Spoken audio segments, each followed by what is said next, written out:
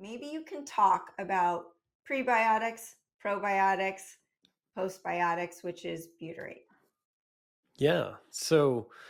It can be confusing, and hopefully, this is not your first time hearing about it, but it could be. And you may need to listen to something I say a few times or look at some pictures online. I know pictures help me, but um, what's really important to think about is prebiotics are specific types of fermentable food that feed good bacteria. Probiotics are good strains of bacteria that have been shown in studies to help us with our health in some way. And then postbiotics are the poop or the metabolism, or the metabolites of those probiotics. And so that includes a range of substances, frankly, that some of which we don't even know yet. We can't even measure, but we can measure some of it, and we have been for the last 30 plus years. Short chain fatty acids are the most common metabolite of a probiotic and of the microbiome. And butyrate is the most important, the most well studied, and to date, the star of the show when it comes to postbiotics and metabolites. And so, if you're confused again, think of fiber as generalized food for all bugs. Think of prebiotics as specific food for specific healthy bugs.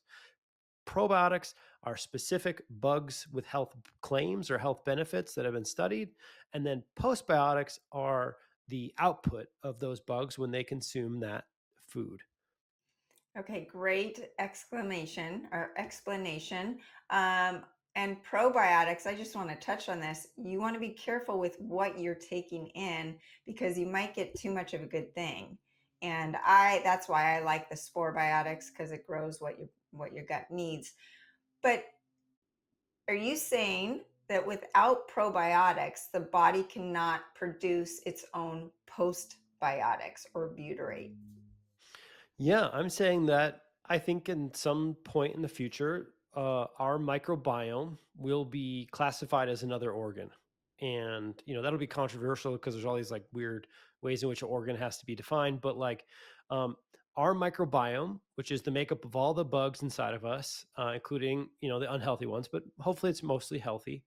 That uh, mass, that biodome, if you will, like that seventh grade science experiment inside of you, it makes an essential nutrient for the rest of our body. There's no other place that we make butyrate. We don't make it in the cells somewhere. We don't do some sort of specific thing. It comes from the bugs eating the leftover parts of our food.